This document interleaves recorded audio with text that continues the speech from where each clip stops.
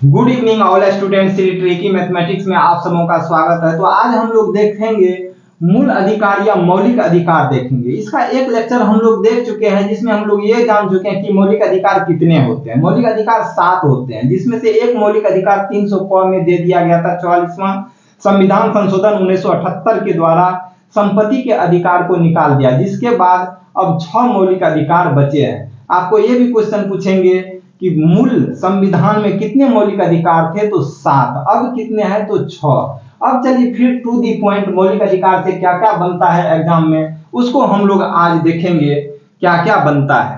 कहेगा मूल अधिकार या मौलिक अधिकार, जिसको फंडामेंटल राइट भी कहते हैं। मूल अधिकार या मौलिक अधिकार कितने भाग में है, तो भाग 3 में है। यह कितने अनुच्छेद में है, तो 12 से 35 अनुच्छेद तक में मूल अधिकार या मौलिक अधिकार है। कहां से लिया गया है मूल अधिकार या मौलिक अधिकार, यह संयुक्त राज्य अमेरिका से लिया गया है। मूल अधिकार या मौलिक अधिकार को मैग्ना कार्टा भी कहा जाता है। यह आपको क्वेश्चन पूछेंगे किस भाग को मैग्ना कार्टा कहा जाता है, तो भाग 3 को मैग्ना कार्टा कहा जाता है या मौलिक अधिकार को मैग्ना कार्टा कहा जाता है, ये भी आपको क्वेश्चन पूछते हैं। अब ये मैग्ना कार्टा है क्या? मैग्ना कार्टा एक फ्रेंच वर्ड है जिसकी उत्पत्ति फ्रांस में हुआ था, लेकिन इसका यूज सबसे पहले ब्रिटेन में किया गया था। ब्रिटेन के राजा के द्वारा किया गया था। इसका मीन्स होता है अधिकार पत्र होता है। तो वही कहता है किस भाग को मैग्ना कार्टा कहा जाता है, तो मौलिक अधिकार को मैग्ना कार्टा कहा जाता है या भाग 3 को। यह नैसर्गिक होता है, यानी प्रकृति है, यह प्राकृतिक है, यानी नेचुरल है। यह क्या है? नेचुरल है, इसीलिए नैसर्गिक उसी को कहा जाता है। अब कहता है यह मूल अधिकार या मौलिक अधिकार जो है यह व्यक्ति पर लागू होता है, न कि किसी फैक्ट्री, सरकार, संस्था, इस पे लागू नहीं होता है, ओनली व्यक्ति पर लागू होता है। और इसको सरकार या कोई व्यक्ति छीन नहीं सकती है। मौलिक अधिकार, आपको जो मौलिक अधिकार है उसको कोई सरकार या कोई व्यक्ति छीन नहीं सकती है, क्योंकि मौलिक अधिकार आपको क्या है, ये नैसर्गिक है।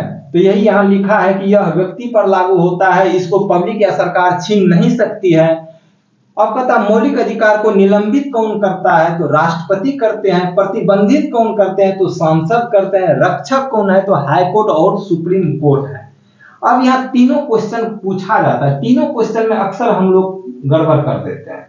क्या क्या गलती करते हैं ये देखिए। ये तीनों क्वेश्चन में कहता है निलंबित। आप आए दिन देखते होंगे कि सरकारी अफसर सब घूसखोरी में पकड़ा जाता है, तो क्या करते हैं, उसको बड़े पदाधिकारी या सरकार डायरेक्ट उसको सस्पेंड कर देते हैं, मीन्स निलंबित कर देते हैं। तो निलंबित कौन करता है? राष्ट्रपति। यानी निलंबित कुछ समय के लिए किया जाता है, लेकिन प्रतिबंधित मतलब रिस्ट्रिक्शन कर देता है, ऑब्वियसली उसको बंद कर दिया जाता है।